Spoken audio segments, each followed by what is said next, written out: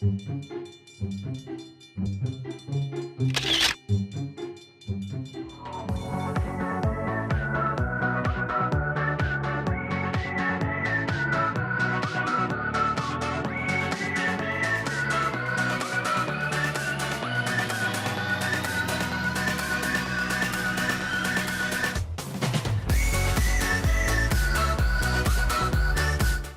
everyone, and welcome to a brand new episode of All About a Fursuiter, the series where we interview furries, get to know a little bit more about the furry fandom, one furry at a time. Yes.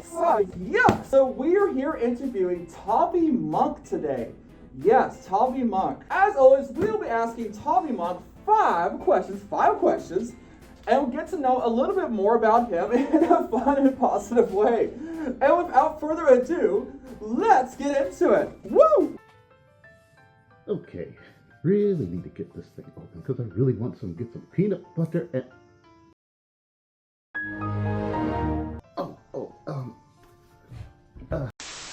Hi everybody, how's it going?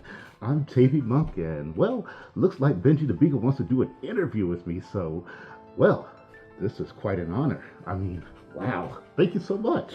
Oh yeah, in case some of you may have realized, yeah, it's actually pronounced Tavi, not Tavi. But don't worry, I respond to both no matter what, so, yeah. So anyway, let's get on with this interview. I can't wait to see what you got to ask me, so let's go, Beagle.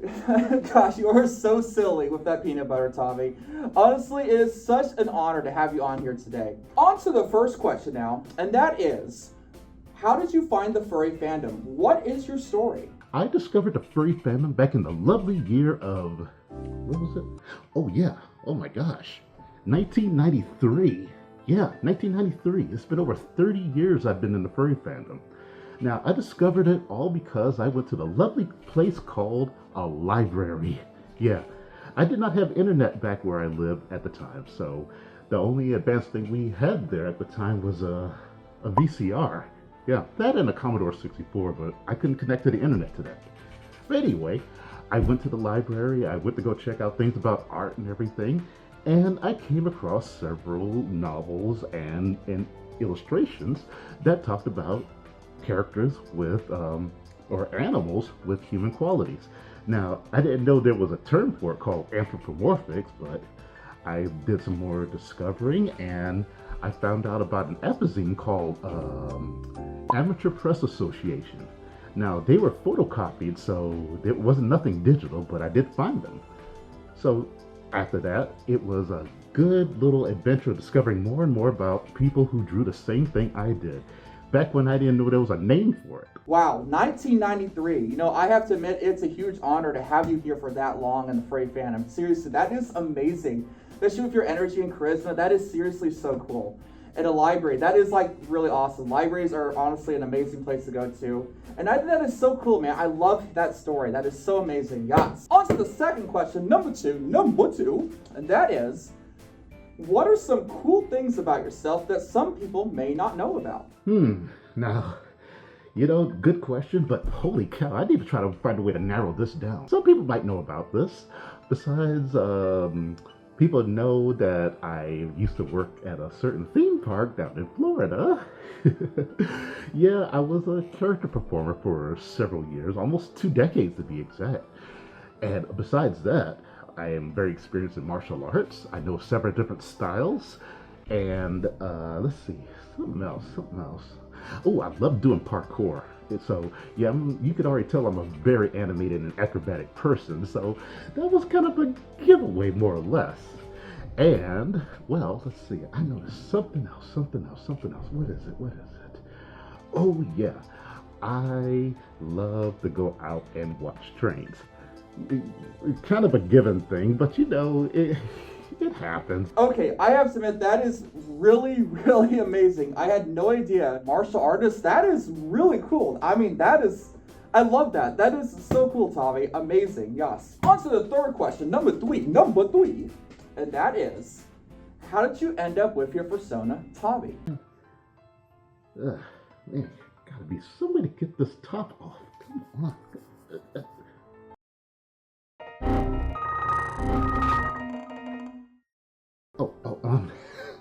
We're still rolling. Oh. Okay, so back in 1993, I was looking at the different types of personas out there. You know, that animal, that human-looking animal form that actually characterize how we are in the furry fandom. So, what I did was I had to think about what did I really connect with back in the day. So, it turned down to this.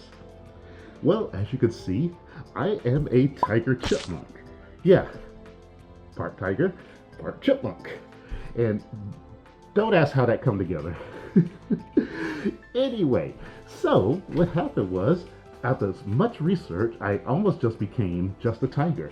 But there were many tigers out there already, so I was looking at more things about what else can I connect with. Then a certain cartoon came to my mind. It's called The Wuzzles, where everything in that universe is a hybrid, no matter what. So it got me thinking, what could I put together? Because I do like tigers. What is another character I can relate with that's just like me? So I thought of chipmunks, and all of a sudden, the brains just started going like, oh, how can I draw this? How can I put this together? And behold, well, you got me. A chipmunk with tiger stripes and fur. Oh, and one other thing. I threw a little bit of lightning in there, so yeah, be careful. That's why I walk so fast and pop up out of nowhere. Anyway, so there you have it. So give me that next question there, Benji. I'm all for it. I have to admit, I had no idea you were a hybrid. I honestly thought you were a chipmunk this whole time. I think that is so cool, actually. That is, like, really cool. And yes, I do got another question for you, you know? I got another question for you, Tavi, yeah. On to question 4 now, and that is, what is your favorite type of train?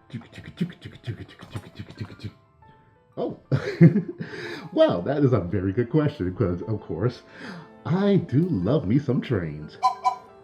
Anyway, to answer that question, well, I really don't have a favorite per se because there are so many different types out there. I mean, of course, you got your passenger trains and your freight trains, but there's so many different types of each of those. And, well, not 2 days are the same, not 2 trains are the same. And it's always something different out there when you see them. And also a little note, I used to operate those things. Yeah, I used to be an engineer and a conductor for them. So sometimes I'm out there just living a childhood fantasy for real. And it was so much fun seeing different types of things too. But there's also one other different thing out there. The engines that pull them. Yeah, you have everything from a passenger engine, a diesel engine, electric engine, even some that run on wood and coal. Just like this little steam engine here, it can run on anything like coal or wood. That's why you see the chugga chugga chugga chugga chugga chugga chugga chugga chugga chugga chugga chugga chugga. Oh, wait a minute. Getting a little caught into the moment there, sorry. But you can tell, yes, I love trains and they've always been fun. And I'm always out there watching them. I think that is so cool. I had no idea you were a train conductor doing all that. That is honestly really, really cool. I know nothing about trains, absolutely nothing, but I think it's so cool how passionate you are with them and how much you are just amazing. I think that is so cool. I love that, yes. And now on to the fifth and final question now.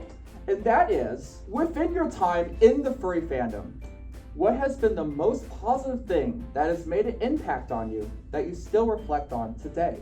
Well, Benji, that is a very good question because, wow, you know, for the furry fandom, there's always something out there that's so positive. And not to mention the furry fandom is very welcoming of other people. But I would say one of the most positive things I enjoy about the furry fandom that was such a great impact was I didn't realize sometimes I was part of it. I mean, when I go about and I'm just meeting other people, or for many of you that do know, I'm an artist, so I do draw a lot of furry art.